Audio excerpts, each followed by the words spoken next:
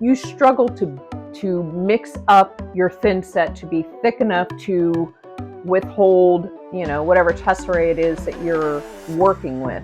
Next question, how did you start marketing your mosaic business? What was the first thing you did to get that going? Okay, so I am just going to put this dragon plate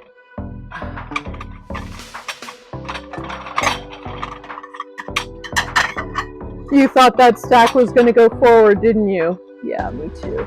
I'm just going to do that for the quickness of it. Stay.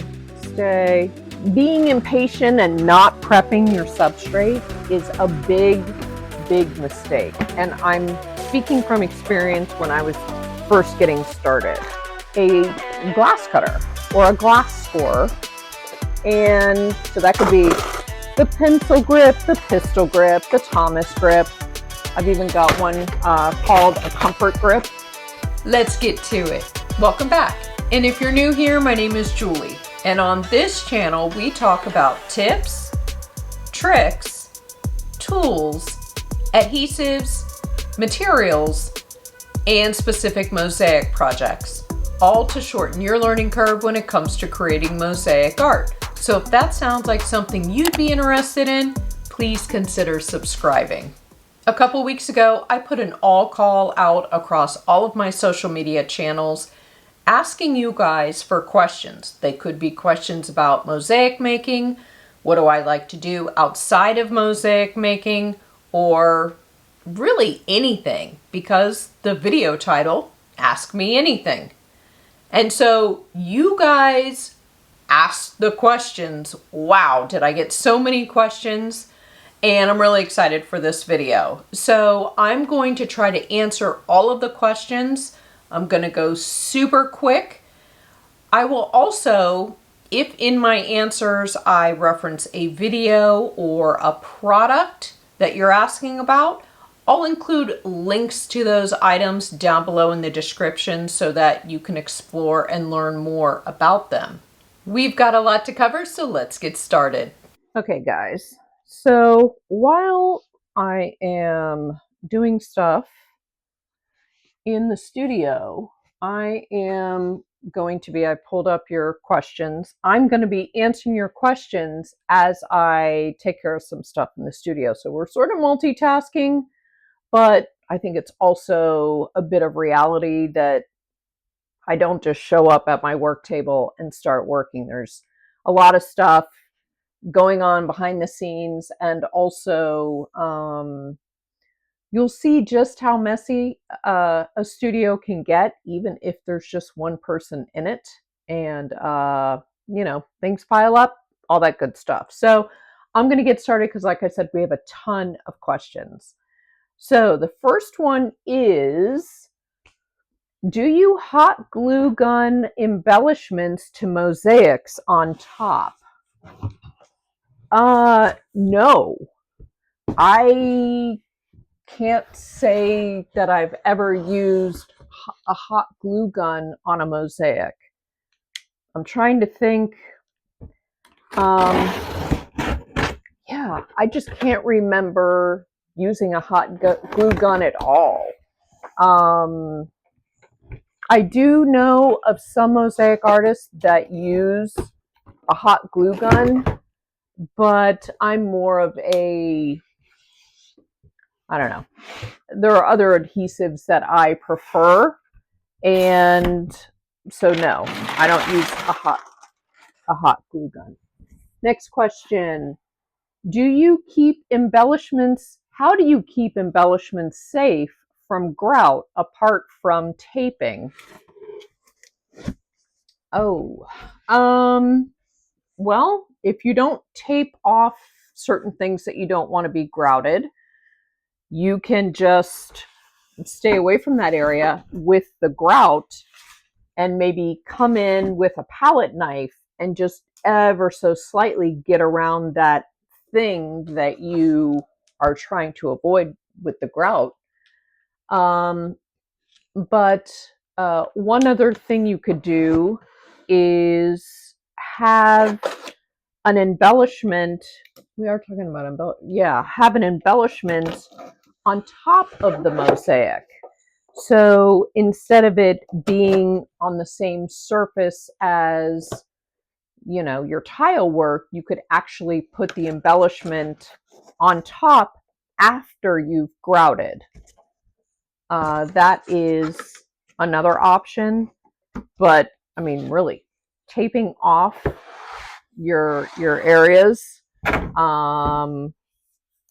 taping off your areas is really the way to go, but you have a few options there. Next question. How do you deal with uneven tile heights? I struggle with building up the thinset. Okay, so uneven tile heights. So this is if you want your mosaic tesserae to look like it's all at the same height on the surface of your mosaic, even if you're dealing with thick tesserae, thin tesserae, whatever it is. What? This is double boxed? That's so weird. So you want to build up your thinset underneath, or let me not say, could be epoxy sculpt, could be tile adhesive underneath, but you want to build up the adhesive underneath the tesserae. And if you're still struggling with that, you could do it in steps. So if you just struggle to, just for instance, thinset, if you struggle to mix up your thinset to be thick enough to withhold, whatever tesserae it is that you're working with, maybe you do a layer of tesserae or layer of thinset and you let it dry. And then you come back the next day. You adhere your tesserae, and hopefully it's going to be at the same height as all of your other tesserae on that mosaic. But I really think that if you mix up your thinset to be thicker, then that's the workaround. If you're not working with thinset, you're working with epoxy sculpt, just put more epoxy sculpt underneath certain thinner pieces than others.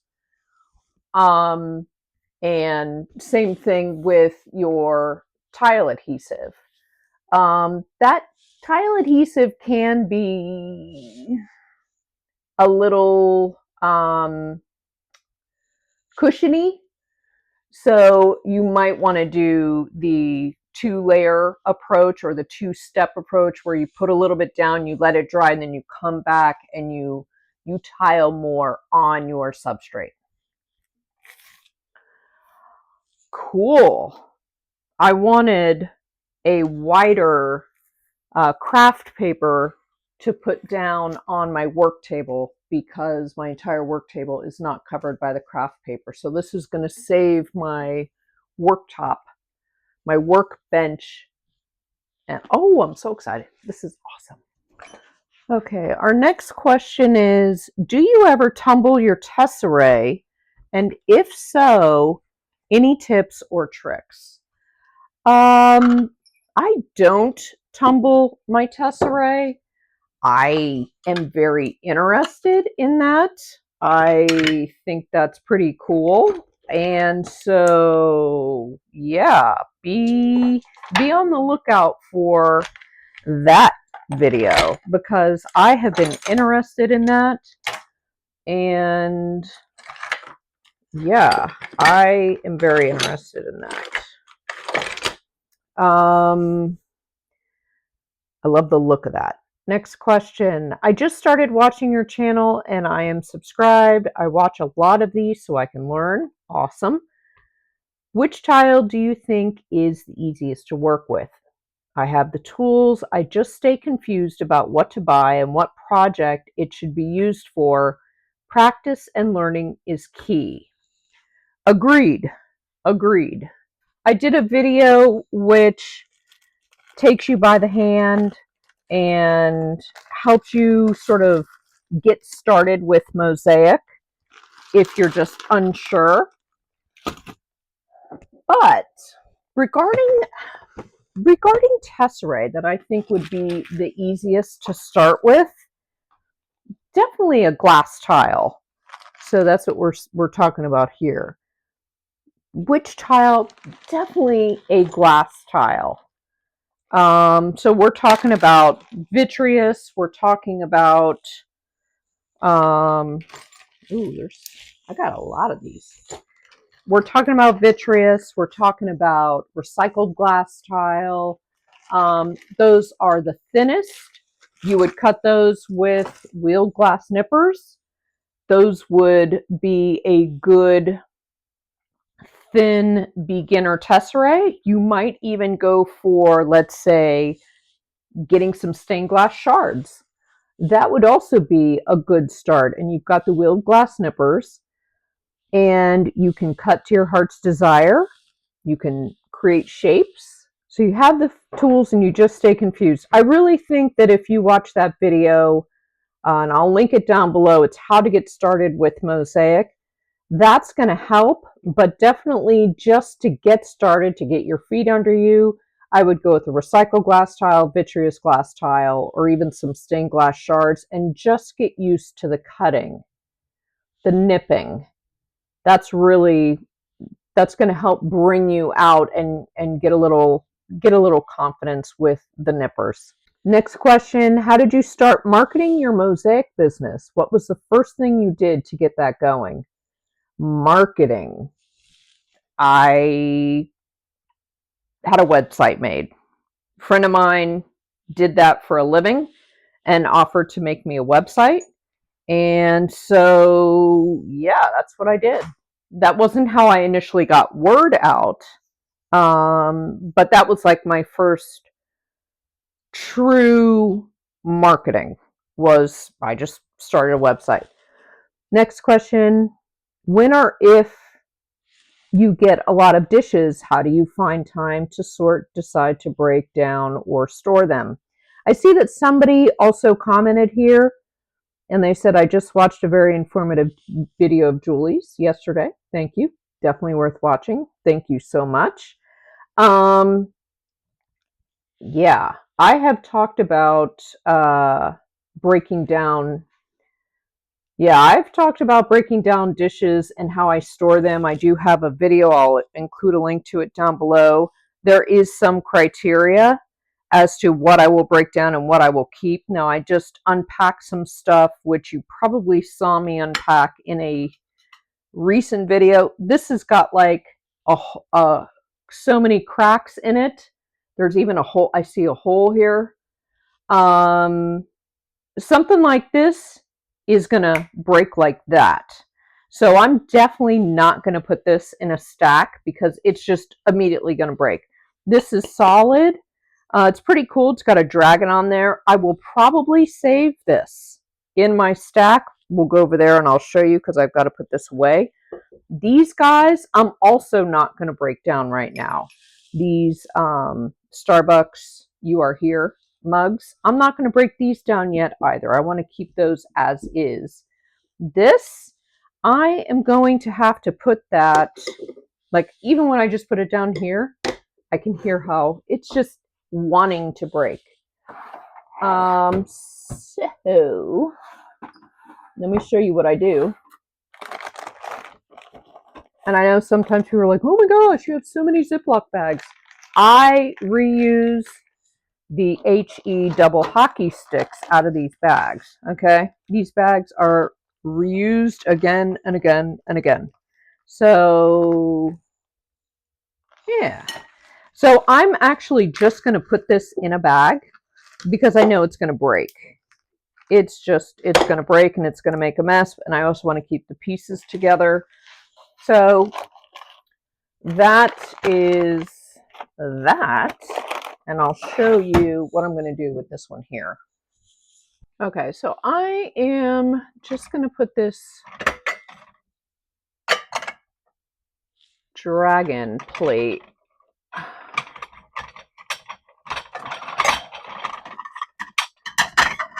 You thought that stack was going to go forward, didn't you? Yeah, me too.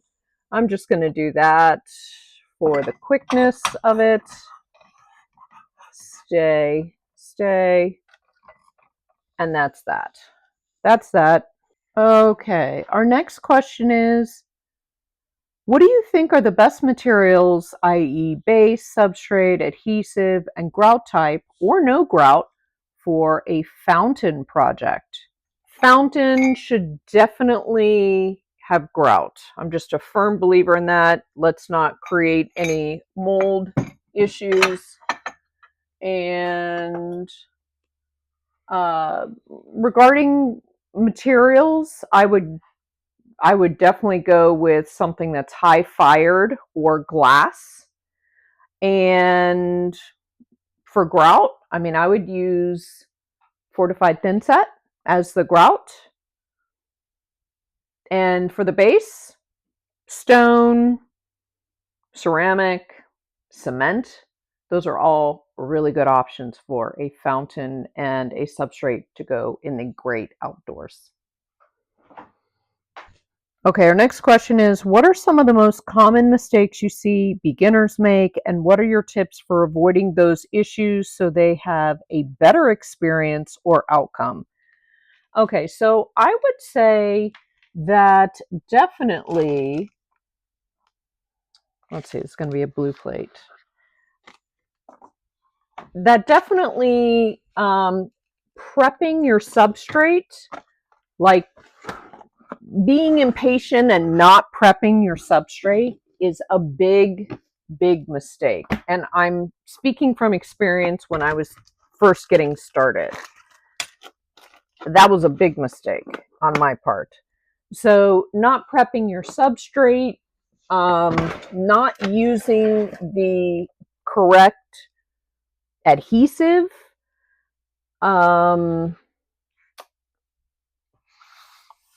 underestimating the time that it's going to take to do something. Gosh, definitely. And when I say not prepping your substrate, I for the most part I'm talking about a wood substrate because those definitely need prepping. But using the wrong tool for the particular tesserae can create a frustrating situation. What else? Being impatient and grouting before everything is dry, and then, or leaving your grout or thinset on too long and not cleaning it off during the grouting process. That can create some problems. But yeah, those are definitely some of the things that you want to try to avoid when you're first getting started in Mosaic. Our next question is, what are your favorite places to travel to see mosaics? Whoa, I seek out mosaics whenever I'm going out of town, out of the city, out of the state, out of the country. I always investigate what mosaics are in the public eye that I can check out. And as you guys may or may not know, I try to share all of those videos with you here on my channel. As far as my favorite place, that's really hard. I was surprised how many mosaics were in Ireland. So here's the thing. I always research before I go out of town. I always research what public mosaic I can, is available to look at. A lot of public mosaic art may not be funded by a city or a county or, the Arts Culture Board or whatever. Oftentimes it is a business. that has a mosaic on the side of, um, either in the store, on the ground when you first go in, or on the side of their building, and you just sort of happen to come in contact with it, and you happen to spot it and see it. So you can do all the research you want by looking at state, county, city, um, you know, on their websites, because oftentimes if they do fund art projects, for the public, they will list all of those. But oftentimes, no, you're not going to find that. And it's just a matter of you like stumbling onto the art. So Ireland had a lot of that kind of mosaic art. And then in Dublin, they had a huge wall at one of their museums. So that was like really fun to sort of stumble upon. But just everywhere. I think it's so exciting that at any point in time you could spot a mosaic somewhere. So I don't really have a favorite place yet. But check back with me after I've gone to Paris. Check back in with me on that. Okay, I have so many boxes to break down. So let's see. Next question. And tell us about the career change. How did you know you wanted to go full-time on mosaics? How long were you doing mosaics before you made it a business and then a YouTube channel? Okay, where's my cutter? Where's my cutter? There it is. Okay, so I was working in magazine publishing. I worked in magazine publishing for 15 years. And while I was working in magazine publishing, I took my first mosaic class. Fell in love, absolutely fell in love with it, and started to really do a lot of mosaic. I mean, I worked on mosaics every night after I got home from work. And I would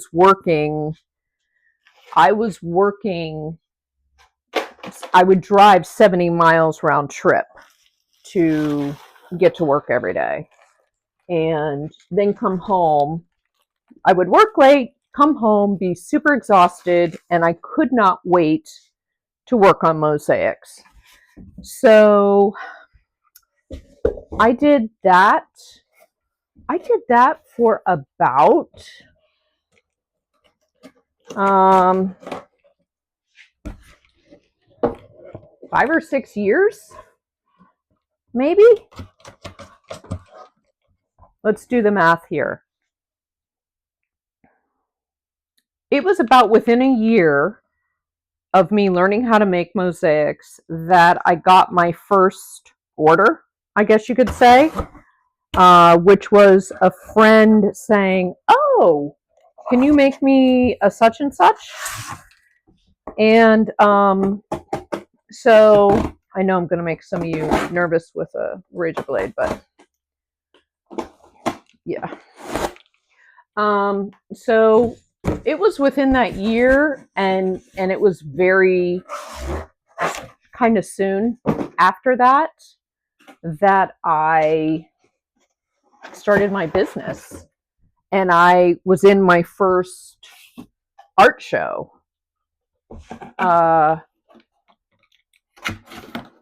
it was pretty quick.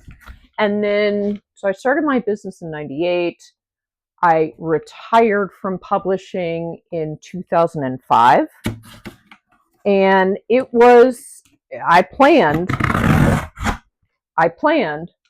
for my retirement from publishing. Like it wasn't just, I think I'm going to do that. No, I planned, and it was multi-years. That's how I am. I'm definitely a planner, especially when it comes to something as, life-changing as that. I'm going to plan it out. But yeah, so it wasn't necessarily a quick thing. of me starting the business and then leaving publishing to do that full time.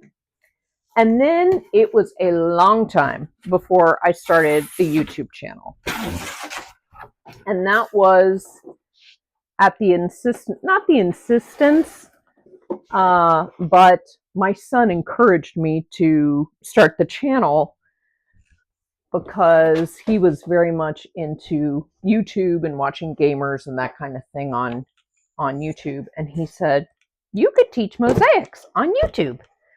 And I don't know, I just really fell in love with the editing process and having a publishing background. Each video just sort of felt to me like a mini magazine. And so that appealed to me because I loved publishing, but I left it for a variety of reasons. So anyways, let's see. What's our next question?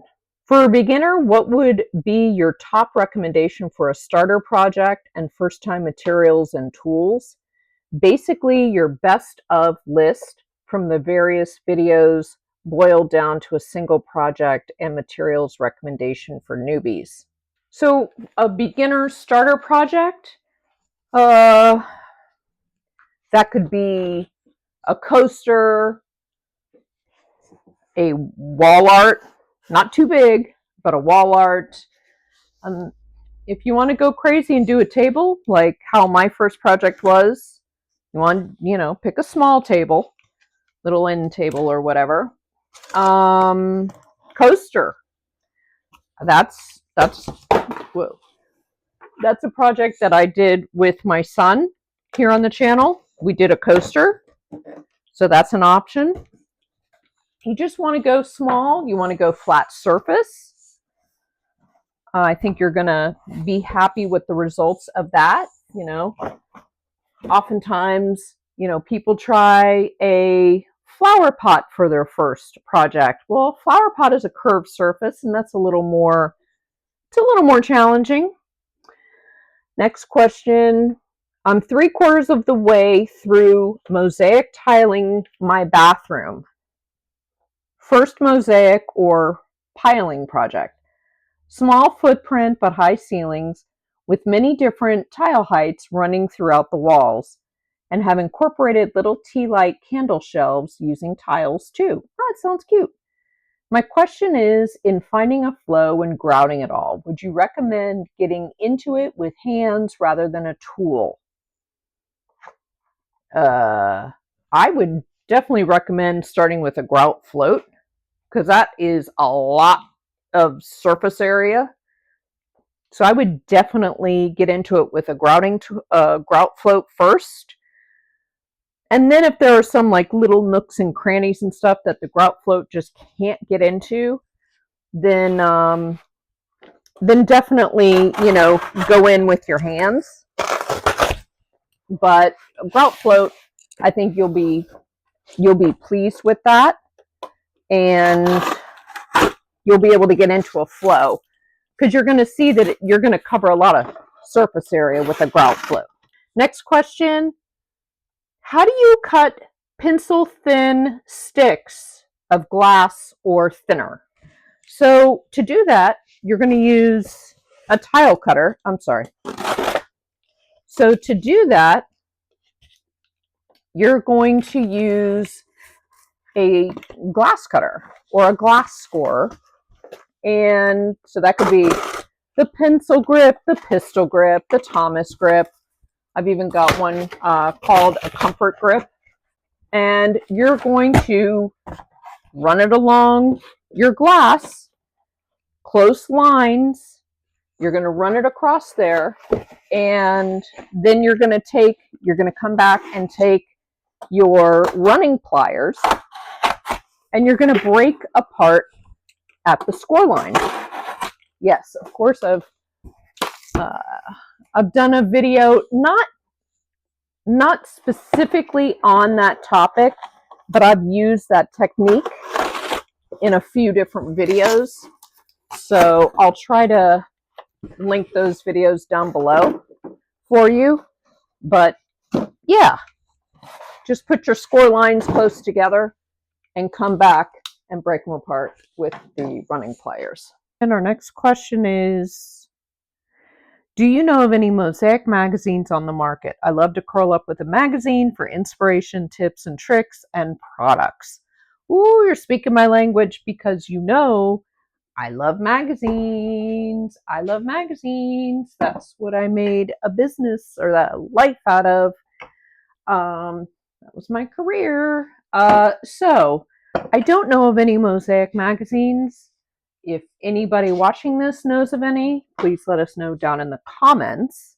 But as far as tips and tricks, obviously, I've got a bunch here on my channel. I know it's not the same as curling up with a magazine, but also regarding products, I post daily on my like to know page, LTK, and I post daily tesserae. Oftentimes, I also post some sort of substrate or adhesive or tool, but every day I post 1 to 3 times a day on products that I find in my searches or I hear about these products, whatever the case may be. But I'll include a link to my LTK down below in the description. If you follow me on there, you will get app or website exclusive content. I do post tesserae once a day on my Instagram stories, usually once a day. But in the LTK on the website and in the app, I post every day. So that you can consider that exclusive content. Again, it's tesserae, tools, substrates, adhesives. It is an affiliate. So if you click through and you purchase something, I do make a small commission, which I thank you for helping support my channel so that I can bring you this free content every week. But yeah, that's pretty much the only thing I know of regarding products and stuff. Okay, let's see. The next one is, I see where your son has helped in some videos. Does he enjoy making mosaics? I love it when you're teaching him the craft. Aw, yeah. So Owen, my son, he is not into mosaics anymore. Yeah, that's come and gone. You know, actually today is his 16th birthday, so he's taller than me now, and he appreciates what I do, but he's not interested in doing mosaics anymore, which is fine. Which is fine. He has found his thing, which is baseball, which is great. I have always loved baseball, so I love that he's playing baseball because I can continue to watch a sport that I love. But that was a fun time when he was in that video with me. But yeah, he's kind of moved on, but he does appreciate what I do, and sometimes will tell me when he's out and about that he saw something mosaic. So I love it. My work here is done. Okay, so let's see what's the next. Speaking of, I need to move his gifts out of here, so let's go do that. Okay, the next question is, where do you sell your mosaics? You've probably experimented with lots of different places. Which is your favorite and why? You are so right. I have experimented. I know we're in this, sometimes we're in this as a business, but I often like to make mosaics. I don't like the selling part. So, yeah. So some of the places I've experimented is my own website and Etsy, and shows. I've done a lot of art shows, and currently the only place where I'm selling my artwork is on Etsy, and that's because I've just had a little bit of an issue with my website, and I'm not able to control the when something sells, I'm not able to control the inventory as far as it immediately reflecting what's still available. And so I just decided I'm just going to go with Etsy for right now. It is on the plan to create a new website this year or next, but I've just been a little frustrated. And honestly, we love to make art. The whole selling part is if it's not in our DNA or wheelhouse, which it is not for me, I don't enjoy it. But it is a necessity if this is a business. And this is business for me. So yeah. All right, we're getting close to the end, my friends. We are. Let's see how many others. And what I will also say about selling your artwork is the shows are awesome because you can interact with other people and other artists, but it is hard work. And my dad always used to tease me, it's a shame that I wasn't selling feathers instead of selling broken glass and broken tile. And he's right. It was hard work carrying stuff, loading stuff.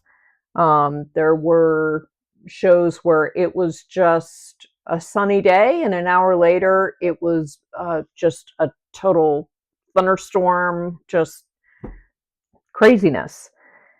And so I don't miss doing the shows. I miss the people. I do not miss the shows one bit. Online is the way to go, but it is hard to convey your art. That's probably another video that we could do. But yeah, my favorite place is, online. We're getting towards the end.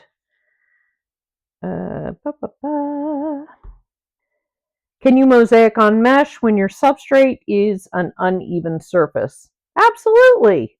Absolutely. So you can do your mosaic on mesh, and when you go to install the mesh onto your substrate, you're going to conform it, wrap it, adhere it to your substrate, and it's going to conform or adhere to your substrate. If you would rather the substrate appear to be smooth and even, you can build up the substrate with thinset and then stick your mesh mosaic onto it, and nobody will know that your substrate was uneven. I'm so excited for this video. Here we go. Mosaic product. Shoot. A little different format, huh? What do you think? Pretty cool? Or like, nah, I want you sitting at that work table. What do you think? Whatevs. For more mosaic inspiration, check out one of these two videos. Thanks for watching, and I'll see you soon. Bye.